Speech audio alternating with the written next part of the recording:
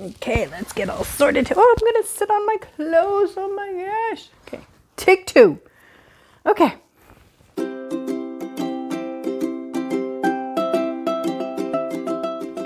So I was a hobbit. I was a mummy hobbit. I had curly hair. And I chose to not wear a corset. Lily was too. So I made a vest for myself. Okay. It was a yellow vest. Beautiful. Got a pattern. I modified a lot of the costumes, a lot of the outfits, just to fit the needs. You will find some patterns that are specifically designed for dressing up, cosplay, Halloween. I believe they're called fantasy or costume. I believe that's what they're called. The line in Butterick, I think, is the pattern.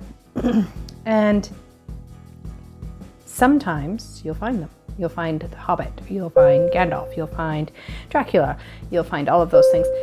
The vast majority of the time, though, you will not. So you have to figure out how to create the look that you are going for by using regular everyday things. Just like I mentioned, Faye went thrift shopping and went to the thrift store and everything, and I used patterns and I sewed it all. That is my contribution. There you go, there's the word. Maybe you need more coffee, guys. Okay, so a hobbit obviously has to have an apron. I did not want to just have a regular white apron, and I wanted to have a little bit of a beautiful apron. So I hope you can see this. I've got a beautiful little flower design right there. This shirt, I believe, is a peasant shirt, probably McCall's. Looking at this, I did not want to sew on the placard that would be underneath my vest. So I have this pinned on to just a regular shirt that I can wear any other time that I need to. Some patterns have actually gone out of, not date. I don't know what, sometimes they pull them. Anyways, so some have actually gone out, and so I have a lot actually from my grandma. Both of my grandmas sewed, and so I got a lot of patterns from them. All of the little dresses that they made me when I was growing up, I was able to use a lot of them for the children just in the regular everyday wear. And also in Lily's, you saw Lily, I put her in here. That little shirt that I had sewn together with that looked like a corset, that one was actually a pattern from a dress, and I just cut off the bottom bit. So there you go, guys. And then I just had a yellow skirt to kind of match to go along with it. So obviously the apron went over top of it.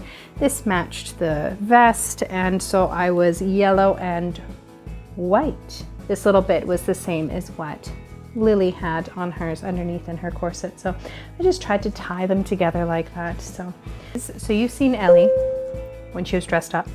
Here is her holsters. So how do you make a holster? There's no pattern for that, guys. There is no pattern for that. Use your imagination. Use what you've got, because there is nothing that will show you how to make a holster. Figuring out how to slide your little guns in and out. Figuring out how to attach this around your legs. Oh boy. Anyways, lots of Velcro. I think Velcro is the best thing for cosplay. Velcro and hooks. You can use the Velcro quite easy. They do have the no-sew stuff if you are not a sewer. I don't feel that it works super well, but if you're just wanting to hold like an anklet on or like a necklace on or something like that, then it would work absolutely fine. Maybe not to hold up your entire outfit. Maybe sew a hook on there or use really strong Velcro. But that's just me dealing with my children and things. This is the plate. I'm fidgeting with all of this. This is the plate that was that Ellie was showing you, and so this is just a piece of material. This is just that air dry clay. We molded it into shape, and the material in behind here is the same as this, so it's a darker material, just in case anything bled through, like any colors bled through. Did the air dry clay. shaped it all. What else did they do? And then we did the coat of black over top. So it was all black, and then we aged it with the spray paint to make this. So don't worry guys, you will see us do a lot of cosplay in the future. Like I said, trying to go to Calgary, yay! Here's Ellie's, okay? Here is Alex's, okay? Lara Croft, Legolas. Okay, so his bow, well, Ellie's, we didn't really need to change any of the shape here. We did for Legolas. See, so it's, you can tell we've added a lot of the clay in here. You can just see the similarities. These are the same bow and arrows. Oh, sorry, bows. These are the same bows. But obviously one is used by an elf and one is used by a treasure hunter. Anyways, so we did do that with the air dry clay as well. Same process that Ellie was explaining, where we put the air, we cleaned it off the little bow from the dollar store. I think we sanded it down and then put the air dry clay on. And then we put a coat of glue on there, and then we painted it, and then we left it. This bow probably took about a week to finish, purely for drying time. So in total it probably took about 4 or 5 hours, but because of all the drying time in between, just having to leave it. So if that itself takes a week to do, then yeah, that's why these costumes take quite a while to come together. Okay, so you also learn some interesting words when you are sewing for your family for a cosplay event. These are bracers that you would use on your forearms for things like if you are going to be, you know, an elf archer like Legolas is. Let me know if you've made bracers before. Maybe you have a pattern. I don't know. Let me know. Right now, this is the only bit of his costume that I have. Okay, so we did like a longer tunic. Okay, and I wanted to just point out and kind of go back to what I was mentioning. This and this are the same pattern with quite a few differences. Roundy front, right along here, okay? And Alex's pointy front, correct? Okay, just trying to get this all in frame. Yeah, so we got the pointy front here, okay? And then let's look at the back here. I'll show you a mistake. Okay, here's my mistake. I made it straight across and I should not have done that. I should have tapered on the sides. I did not do that though. So I just added a pleat in here. Okay, so there's a mistake. See, I make mistakes all the time, guys. Here's another one. Alex says I wanted more ease and movement, and I thought I had made it big enough. I made it too big, and so I had to taper it in. So here's another pleat. Okay, and now let's look at the bottom.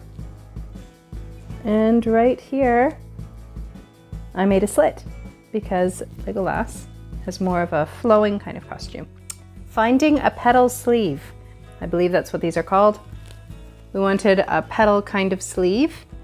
I should have maybe pulled them down a little bit longer, but it did not work out in my brain. And so according to it was similar enough to the pictures that I was quite happy and everybody knew who he was. So we did a petal sleeve. So I did one bit of material here. This is like a kind of crushed velvet sort of thing. And this is more of like a linen.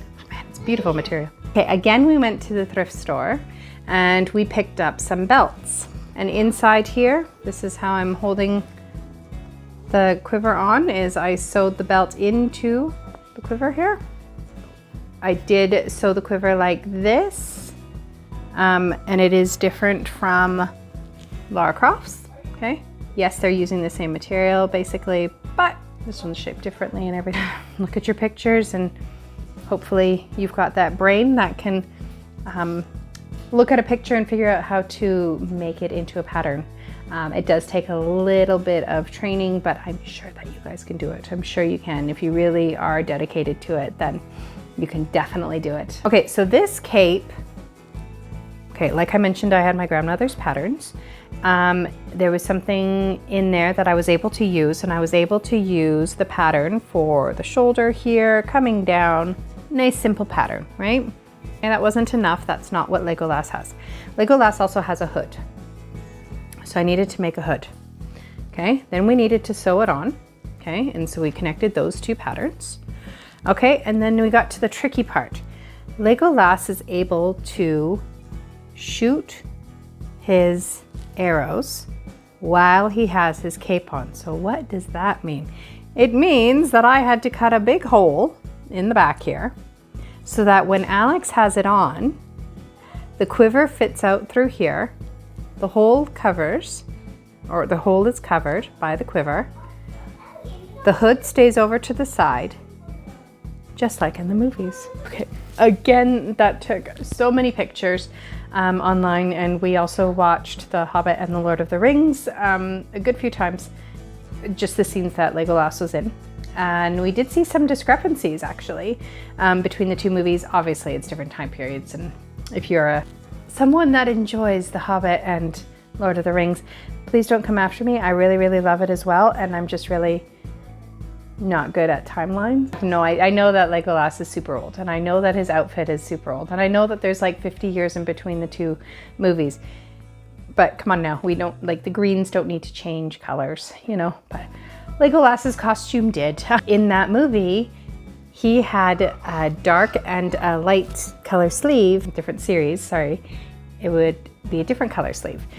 So we tried and we stuck with one, and whether or not it's exactly right, I'm not 100% sure, but it was the best attempt on my part, guys. To Fan Expo in Calgary, and for that I have a few requests from the children. The Witcher 3, Wild Hunt, maybe that's how we say it. Maybe Geralt, who knows? And I really quite like Yennefer. I really, really do. But then I'm also, I don't know, who knows? Anyways, and then I'm looking at Éowyn from, is it The Hobbit or Lord of the Rings? I don't know. See, this is what I mean. I get so confused. I'm like, meh, whatever, they have hobbits in them. Éowyn. Absolutely love her. She's awesome. And so I'm gonna see if I can maybe do her costume. And maybe we might get the Riders of Rohan from in there, and maybe we'll have a few kids dressed up like that. So that's kind of where we're heading. How does that start?